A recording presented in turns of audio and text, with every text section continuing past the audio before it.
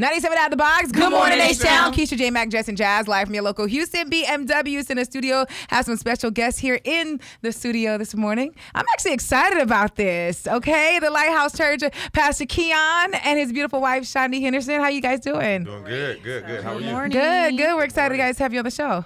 Good to be here. Yeah. A lot of energy in this room. Oh. And somebody got some good cologne on. I don't know who it is. Smell it.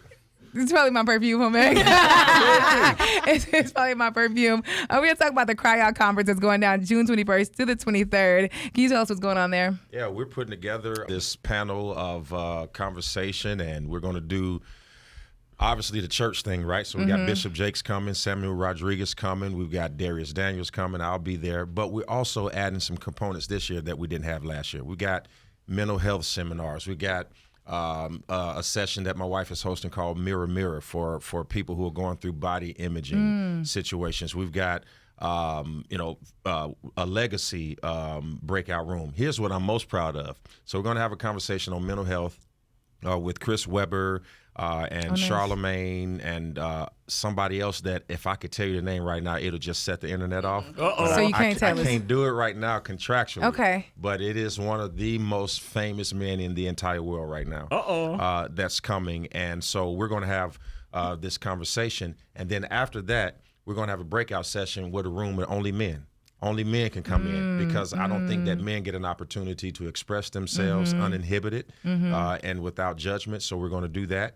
And then on that Saturday, which is going to be crazy as opposed to having worship service, we're going to have Cry Out After Dark.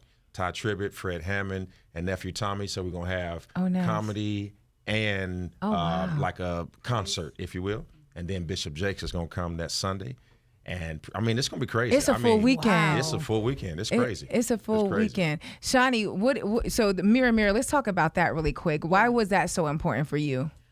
Just because imposter syndrome is such a major thing right now that I just think it's something that no one talks about. We talk about it, but we don't talk about it. You know, and I have a room full of people to discuss because our journey of this conference is just to have the thoughts, right? The things that are going on, the things that need to be addressed, talk about it, cry out about it, and then come back as a community and just try to resolve, so to speak, so that we leave you with something to not only experience, but to take with you.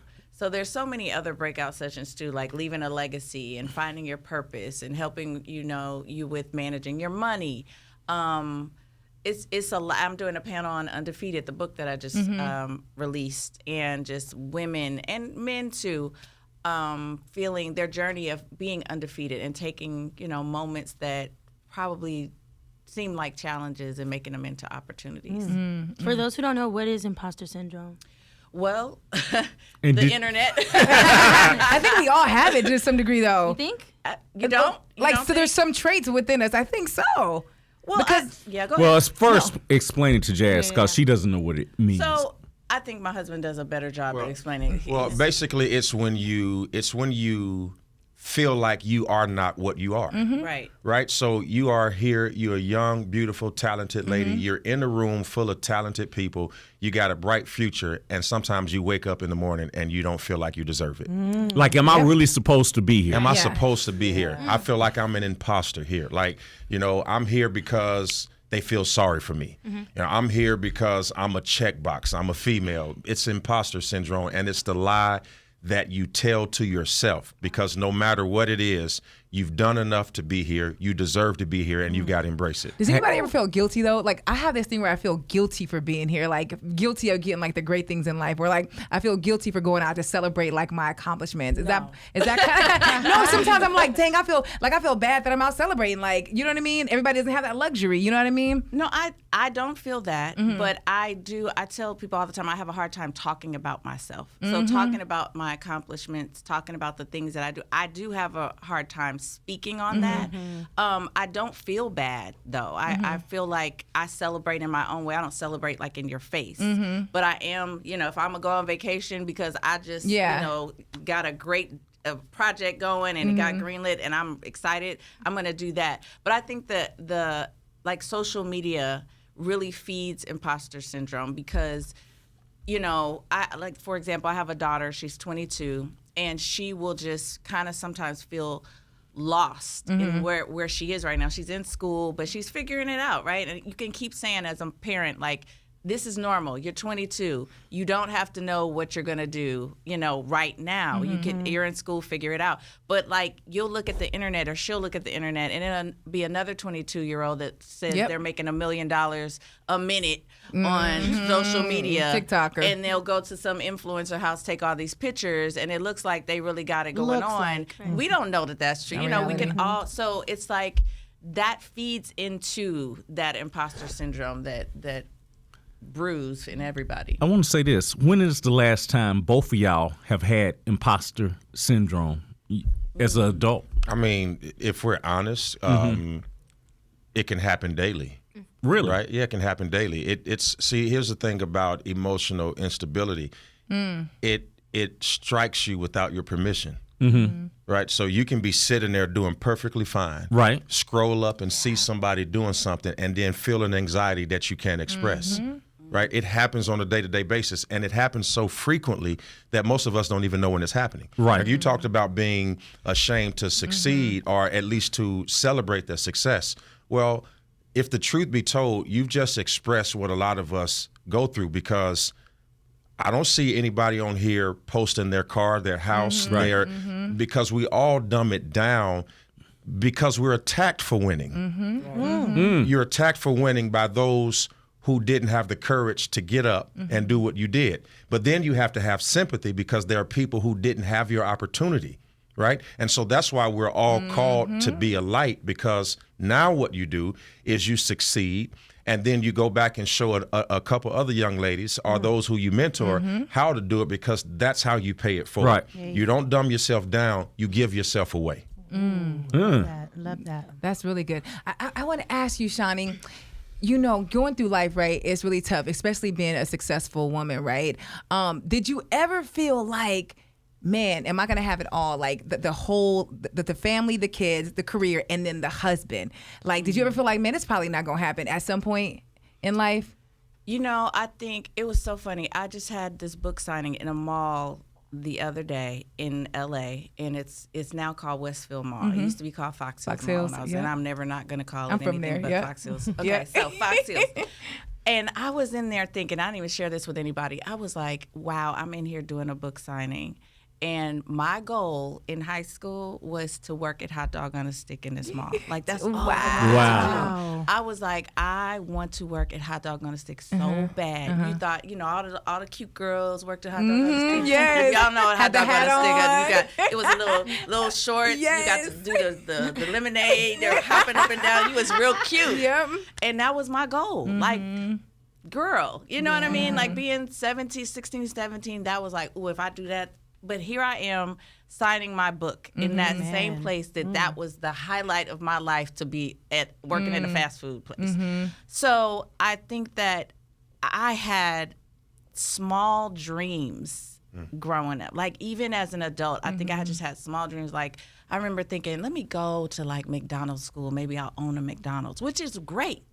But that was it. Like, let me open up a nail shop, which is great. But that was it. And here I am telling people that dream big. Like, have these ginormous dreams. And if you just get a little of it, you've succeeded. But to think so small, I'm like ashamed of myself that I had those small dreams. So now I'm just like, I just imagine, we're gonna have multiple properties all over the world. We're gonna, be able to have we have a passport to go everywhere. Have what do we talk about getting our citizenships in different places? So like, the dreams are humongous. So I will say, to answer your question, I don't think I had those. I had small dreams when I think back. I had small goals, and if I could change anything, that would be my mindset. I wish I had the mindset. I had somebody just speaking into my life to tell me to think bigger. But I didn't have that. My parents were doing the best they could.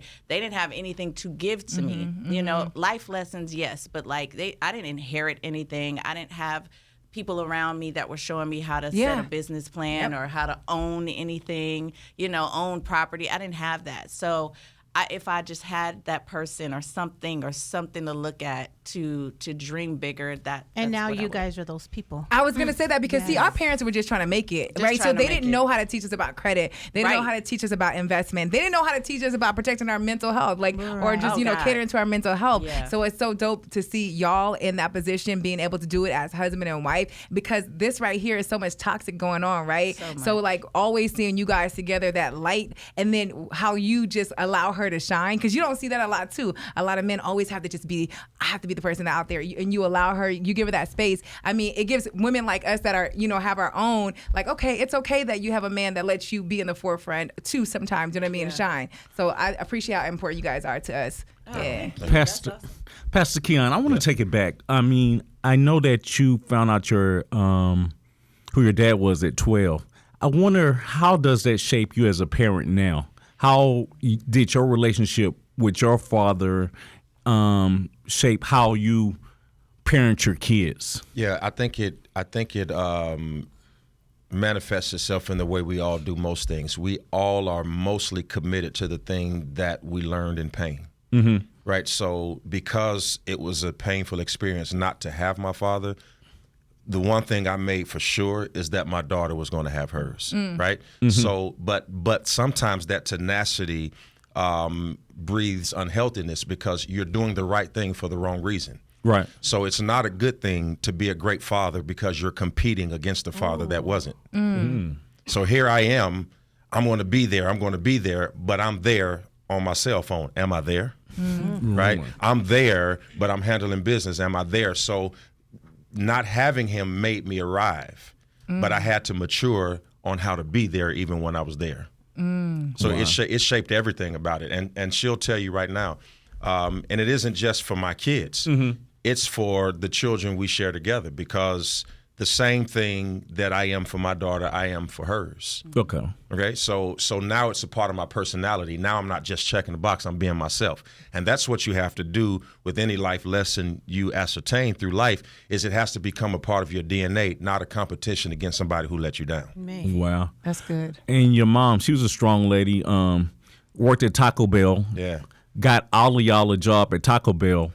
What were some of the great lessons she taught you as her child? Yeah, how to pack up some of those tacos and bring them home so that we wouldn't be hungry. We ate Taco Bell every day. My mother told me, expect nothing and appreciate everything. Mm-hmm. She told me how to say yes, ma'am, no, sir.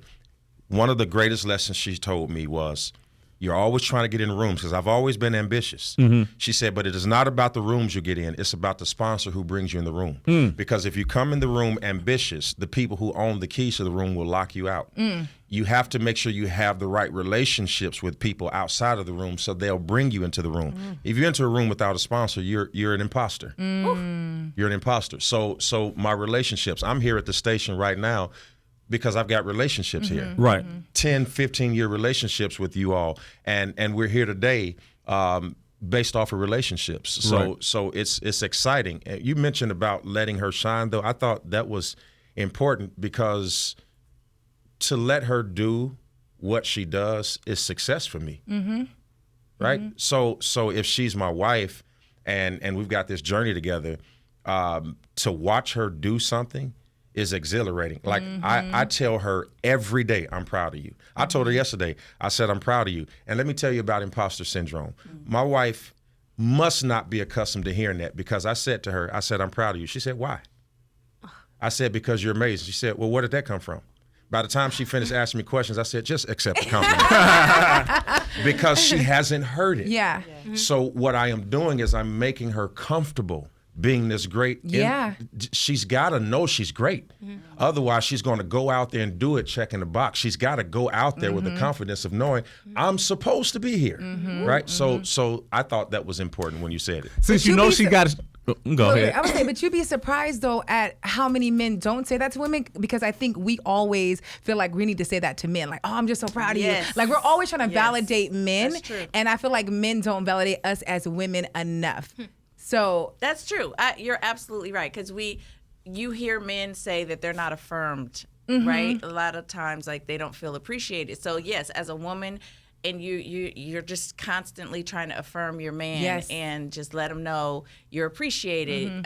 We love you. You're great. I tell him every Sunday, I'll be like, go be great. That's our thing. So yes. So when he says, I'm proud of you, I'm like, for what? What did I do? Like what just happened? Yeah. Like in that moment, like what made you say that? Yeah. So I do have to learn to receive that, because I have not. I told him when we got in this relationship, I said, I've never actually had a partner in a relationship. It's one thing to be in a relationship, to have a husband, have a boyfriend, but for you guys to be partners and actually make decisions together, respect each other in every area in what you do. I have an opinion, he has an opinion, we respect each other's opinion. That has never been a thing for me. And it's nobody's fault. It's just I didn't know that was a thing. I didn't know that, I had a say-so or I had a voice. And that's partially my fault, because I needed to know that to bring it. So it's just one of those things that now I have to learn to receive compliments. I have to learn to receive his, affirmations, because it is absolutely not normal for me. It's not. For a lot of women, it's not. How did you know he was the one, and how did you know she was the one? I did not know he was the one. I think we both came into this relationship thinking we would never get married again. Really? I had totally decided I was never going to, because I didn't want to be vulnerable to anybody else to feel the pain that I felt before. So I was already like, we can be, like we could date and we can be companions and all that, but I do not want to open myself up to get hurt. I don't want to fall in love. I don't want to, what I thought falling in love was. I didn't want any of that. And I think that just us spending time together and getting to know each other, I was like, oh my goodness, like this is something that I could do forever. And I just did not know.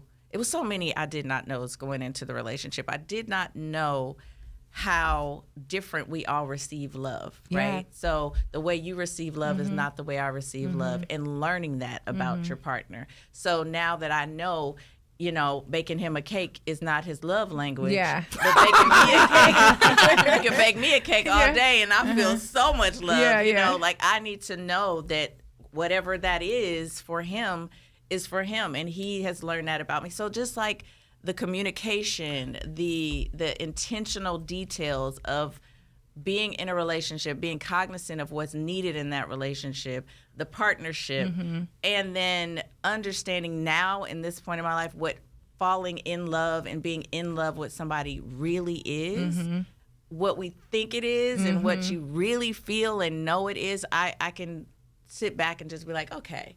And let me say, for women, we like to feel safe. Yeah. And he makes me feel safe where he can lead me, and I have no problems because I know he's going to keep me safe. Like, I don't even have to see around him. He can kind of, one thing he does is he will lead me but never not communicate with me where we're going. So I don't have to look at the road, because he's told me the road, and so far he's never veered off the road without coming back and saying, babe, this is what we're doing. So now I can just sit in the passenger seat and not look, because I trust him and he's led me safely along the way so far and continued the communication. So the security part of it all is something that's important to me too. So is it stressful being a first lady? Like, you were on TV. Were you scared of the church and the church people saying anything? And were you scared of the spotlight that she has brought?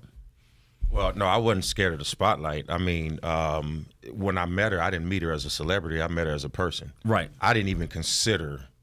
I mean, I knew she was famous, but I didn't consider The magnitude. No, it didn't. It wasn't. I was trying to figure out, is she gonna get on my nerves?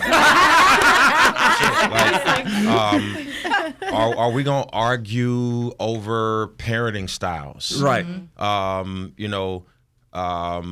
Do we like the same food? I'm going to the basketball game. Is she coming with me? Like, I like to play golf. Am I gonna be arguing with? I never thought about it hit me later, like, oh my God, this lady's famous. Yeah. And now famous, all of a sudden everybody care about what I do. Right.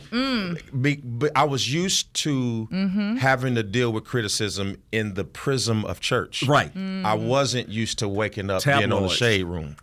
All the time. I wasn't accustomed to that.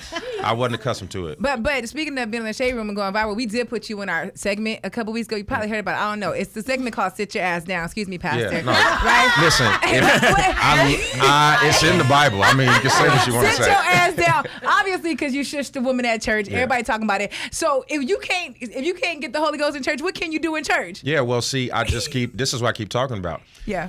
It's amazing how many people who sit outside of that moment call that noise the Holy Ghost. But then y'all criticize us when we're doing it and saying we showing off and we acting. You got to make up your mind. Say that all the time. You got to make up your mind. People be acting in church. Yeah, you got to make up your mind. And this is the problem with conversation today. If you move the opinion based on the moment, we can never have a real conversation. Hello. Right. All noise in church ain't the Holy Spirit. And all I know for sure is that what I did in that moment was appropriate, whether somebody outside of the Lighthouse Church or not understands that. Now, what I feel bad about is what happened to her in her life, because I live this space, she doesn't. Right? So, and this is the difficulty of this internet sensationalism. The only reason why I went viral is because people made money. Because I have asked people to be quiet in church before y'all knew who I was, but nobody played it. Okay, so this is about virality. It's about clicks.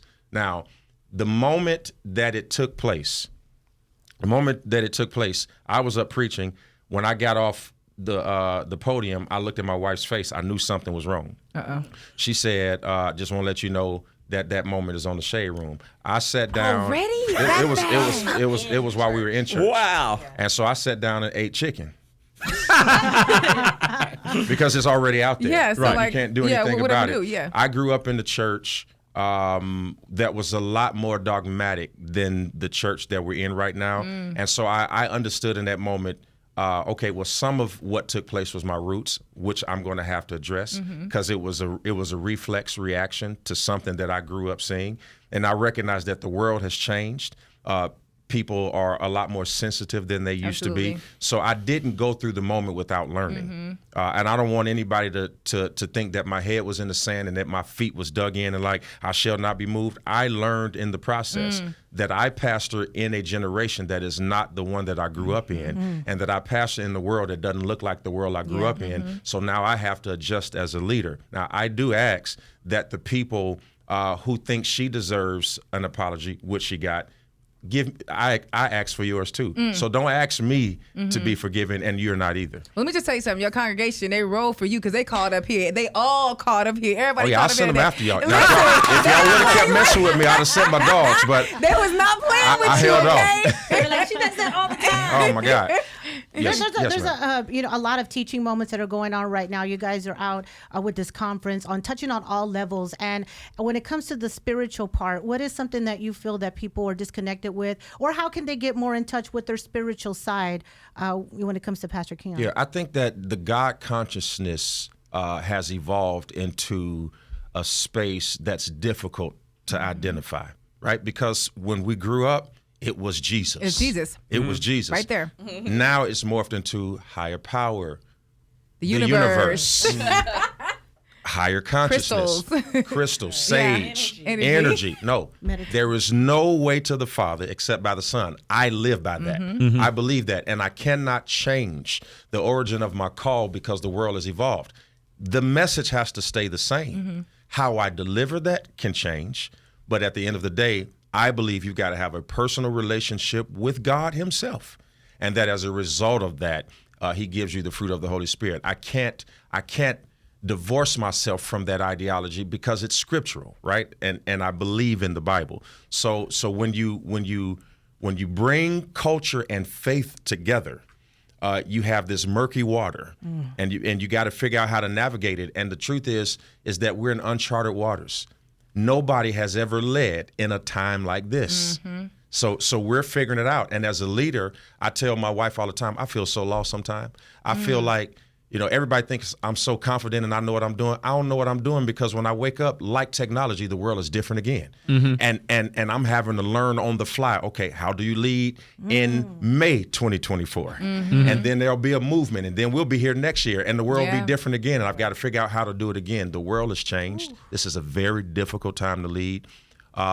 Imagine having to say 10,000 words per Sunday, new words, with a camera in your face and not make a mistake. I'm under immense pressure. Yeah. I'm under immense pressure that nobody could sustain. I do the best I can, and I think that's why my church was riding for me, because they see me every week, Right. showing up authentically me. And I'm crazy, and sometimes I go off the cuff, but that's what they know. That's what they've grown to love. Last part I'll add is I just recently realized that I don't just pastor my church. I'm in some way now pastoring a portion of the world. And knowing that has made me show up to the assignment a little different because of the diversity of people that are hearing what I'm saying. So I want the people who are hearing me to know that I recognize that, and there's room for me to grow, and I am. And I'll show up to the assignment differently than I have in the past. Beautiful. I love the word showing up to the assignment, because there's some things in life that we don't want to do, but you're like, you know that it was assigned by God, right? What do you do in that space, like, to make that transition? You know, when you know, like, nah, that's not what I really want to do, but God is telling you, like, no. And then how do you know if He it's always God? asks this. He always asks Because this. people call up here every single day. God told me to do that. No, I think that was you who told you to do that. Yeah. So I think a lot of times people are confused with who's telling them. Because obviously God didn't tell you to do what you're doing. I know God didn't say that. There had to be another voice you heard. Yeah, I mean, you know, one of the things that I have to be careful about is telling people it wasn't God. I mean, that's just very difficult. Like, if somebody says it was God, I'm like, okay, right? It's like somebody said, God told me to marry this person. Okay. And then 2 years later, if you get a divorce, was it God? Right? So Right. you don't know. You just have to abstain from that conversation. But to show up to the assignment, like, I didn't want to do this. Like, I played basketball my whole life, and God had to come get me because your boy was on the run. Like, no cap, I was out of here. Like, I wanted to play basketball, and I never will forget, we were playing Middle Tennessee University, just coming from Michigan State. Coach Doug Noll, he came to me. I had an opportunity to try out for overseas and go to the NBA Combine. I was having a good junior year, and so he said to me, and I started a church in college too. Oh, wow. So I started a church when I was 21. I started with 5 members, grew the church to 600. So I would have basketball practice at 6 a.m., go teach Sunday school at 9 a.m., and then go have another basketball practice after that. I did that for 2 years in college. It was so hard to do. But I never will forget, he says, you're going to have to make a decision. Are you going to work for God, or are you going to play basketball? Because I can't keep letting you leave basketball practice to go teach Sunday school, because it's causing problems in the locker room. And I looked at him and I said, Coach, and he'll tell you this, he's alive to this day, he'll tell you I said it. I said, Coach, I was baptized when I was 6 years old. I've been saved all of my life. I know exactly what I'm going to do in my life. I'm going to play basketball. And I'm going to play basketball. And I said, I'll buy God a church with my contract. I said that at 4 o'clock in the afternoon. By 8 o'clock that evening, I was on a stretcher on my way to the hospital, tore every ligament in my left knee. And that's when I realized He gonna come get you. that he will come and get you, gonna come get you. when you are supposed to do what he called you to do. Powerful. Well, listen, I know we can go on and on and on this interview. Let's get back to this conference, okay? Because we can go on and on. We have this thing on our show called 5 Minutes of Positivity, which I feel like is so important and essential to the city, where at 6:50 every morning we play 2 gospel songs. We do a prayer and play 2 gospel songs, and you don't see that on a hip hop station or urban station. And I know me and J Max started it during the pandemic, and so many people told us, like, no, this is not going to work. And so many people call us every single day and say this is our favorite part of the show, not the other stuff that y'all do that everybody think is going to be their favorite part, but it's the 5 minutes of positivity. I was going through cancer, and I would get up and listen to the radio, and that 5 minutes of positivity would just hit me. So can you give the people a word for our 5 minutes of positivity? Well, I would tell you, be not weary. That means don't give up. Like, don't get tired. Show up every single day in the authentic you. You've got to fuel yourself so you can fuel other people. I want you to pray if you pray. I want you to sing if you sing. I want you to get by yourself if you love isolation, or get around people if you like company. But whatever it is, you've got to fuel yourself so that you can show up day after day, because quitting is not an option. My mother used to tell me that most people miss their blessings because they quit a couple steps before they win. And I don't want you to give up, because winning is so close. It's so close. Like, I hope you can feel it as I'm talking to you. If you absolutely would just reach out, you probably could, but you're so withdrawn. You don't trust anybody. You don't trust the process. You don't trust the way you feel. You don't trust your mind. You don't trust yourself. Possibly you don't even trust God. But let me tell you something about God. He's never failed anybody. He's never failed. He's never lost a patient, never lost a case, never lost a battle. I want you to stay strong. Be strong in the Lord and in the power of your might, and be of good courage. Amen. Amen. Now, this is why y'all need to come to this conference. Give them the date, the location, how they can get the tickets, Pastor Keion. We are June 21st through the 23rd. Go to crowdexperience.com. We're going to be at the George R. Brown Convention Center downtown. Again, we're going to be there Friday, Saturday, and Sunday. It's going to be amazing. And this with Hilton and United, and we got Avis. Like, if you're coming in town, it's people flying in from all over the place. But we are covering a little bit of everything: marriage, single, mental health, legacy, money, everything, anything you can think of. We actually have either a workshop, a breakout session on, and we're gonna come as a community and try to, just talk about topics that we find uncomfortable, because in uncomfortable is growth. So, well, and we've got United, we've got Delta. If you want to rent a car, it's Avis. If you need a hotel, it's the Hilton downtown. So we've tried to make it where you can use our QR codes and make it less expensive if you're traveling from out of town. And stay tuned. Follow us on Instagram at Pastor Keion and Shaunie, because there is some sort of discount that's coming up for the Memorial Weekend. We have some more announcements. Some more names coming. So go to Is it crowdexperience.com? Crowdexperience.com. Crowdexperience.com, and grab your tickets. Well, Pastor Keion and Shaunie, thank you guys so much for joining Good Morning H-Town. We really appreciate you guys coming. Good morning, H-Town. It was fun. We love y'all. Thank you. It's 37 Out of the Box. Good morning, H-Town.